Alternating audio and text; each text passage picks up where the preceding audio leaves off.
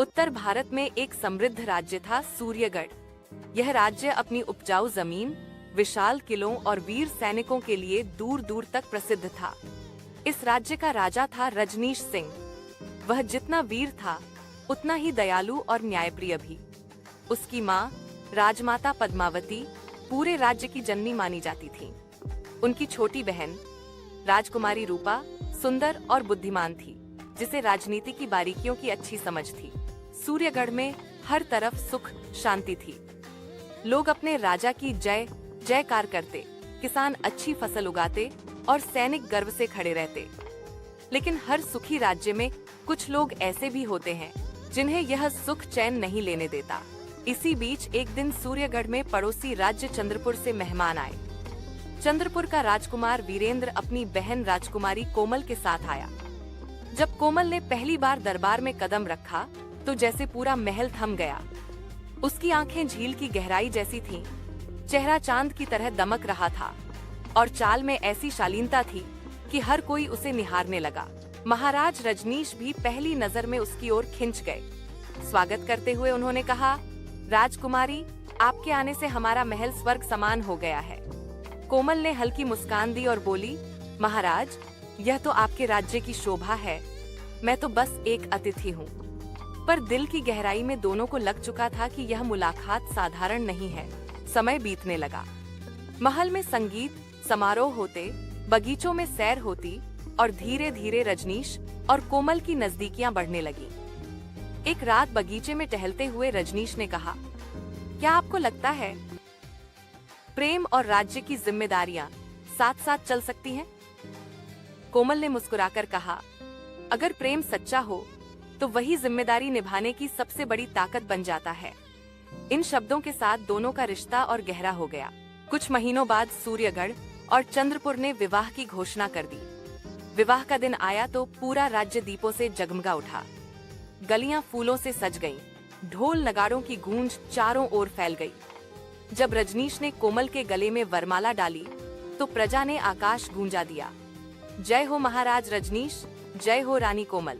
शादी के बाद सूर्यगढ़ की खुशियां दोगुनी हो गईं, लेकिन हर सुख की तरह यह भी कुछ लोगों को खटक रहा था। राज्य का प्रधानमंत्री चाणक्य प्रसाद बेहद महत्वाकांक्षी और चालाक था। वह चाहता था कि गद्दी पर उसका अधिकार हो। वह जानता था कि अगर राजा और रानी के बीच दरार पड़ जाए तो राज्य कमजोर हो जाएगा। उसने सोचा कि कोमल के भाई वीरेंद्र को भड़काना सबसे आसान है।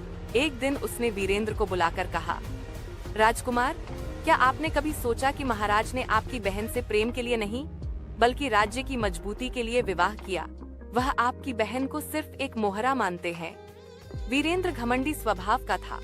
उसने इन बातों पर विश्वास करना शुरू कर दिया। वह धीरे धीरे अपनी बहन कोमल से कहने लगा, बहन, तुम्हें पक्का यकीन है कि महाराज तुम्हें सचमुच चाहते हैं? कोमल का दिल डगमगाने लगा। एक रात उसने आंसुओं से भरी आंखों से रजनीश से पूछा, क्या आपने मुझसे सिर्फ राज्य की संधि के लिए विवाह किया? यह सुनकर रजनीश का दिल चीर गया। उन्होंने कोमल का हाथ पकड़ते हुए कहा, नहीं कोमल, अगर मैं राजा न भी होता तब भी तुम्हें ही चुनता। तुम मेरी आत्मा हो। यह ताज और यह गद्दी तुम्हारे बिना बेकार है। कोमल की आंखों से आंसू बहे, लेकिन इस बार विश्वास के। उसने कहा, मुझे क्षमा करें, मैं आपके प्रेम पर संदेह कर बैठी। दोनों गले लगकर रो पड़े और उनका रिश्ता और मजबूत हो गया। मंत्री को लगा उसकी चाल नाकाम हो रही है। उसने अगली चाल चली। उसने पड़ोसी राज्य कुरुवंशी के राजा अजयपाल से संधि कर ली। अजयपाल पहले से ही सूर्यगढ़ की समृद्धि से जलता था। एक रात अचानक उसकी विशाल सेना सूर्यगढ़ की सीमा पर आ थमी। युद्ध का बिगुल बज उठा। महल में हलचल मच गई। सैनिक तलवारें और भाले उठाने लगे। प्रजा डरी हुई थी। राजमाता ने सबको संबोधित करते हुए कहा, आज धर्म और अधर्म की लड़ाई है। हमें अपने राजा का साथ देना होगा। युद्ध भूमि सज गई। चारों ओर ढोल नगाड़े बज रहे थे, सैनिकों के नारे गूंज रहे थे और तलवारों की चमक से आसमान तक जगमगा रहा था। रजनीश कवच पहनकर मैदान में उतरे। कोमल ने उन्हें रोते हुए रोका, आपके बिना मैं जी नहीं पाऊंगी। रजनीश ने उसके माथे को चूमते हुए कहा, तुम्हारा प्यार ही मेरी सबसे बड़ी ढाल है। युद्ध आरंभ हुआ। दुश्मन की सेना संख्या में अधिक थी। तलवारें टकराईं, घोड़े दौड़े, धरती कांप उठी। रजनीश शेर की तरह लड़े। उनकी हर वार से दुश्मन जमीन पर गिर रहा था, लेकिन दुश्मन लगातार बढ़ रहे थे। तभी वीरेंद्र को सच्चाई का पता चला कि मंत्री ने ही उसे भड़काया था। उसे अपनी गलती का एहसास हुआ। वह युद्ध भूमि पहुंचा और बोला, भाई साहब, मुझे क्षमा करें। मैं मंत्री की चाल में फंस गया था। अब मैं आपके साथ हूँ। रजनीश ने उसे गले लगाते हुए कहा, आओ भाई, अब हम मिलकर इस धरती की रक्षा करेंगे। दोनों कंधे से कंधा मिलाकर लड़े। अंततः रजनीश ने अजयपाल का सामना किया। दोनों के बीच भयंकर द्वंद्व हुआ। तलवारों की टंकार से कान बहरे हो रहे थे। अंत में रजनीश ने एक प्रचंड वार किया और अजयपाल जमीन पर गिर पड़ा। उसकी सेना पराजित हो गई और सूर्यगढ़ की विजय हुई। मंत्री चाणक्य प्रसाद को पकड़कर दरबार में लाया गया।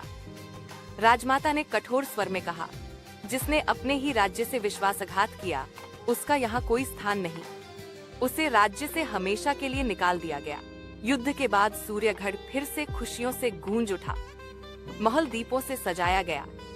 प्रजा ने नृत्य किया, ढोल बजे। कोमल ने रजनीश को गले लगाकर कहा, हमारा प्रेम ही सबसे बड़ी शक्ति है। यही शक्ति हमें हर साजिश और हर दुश्मन से बचाती है।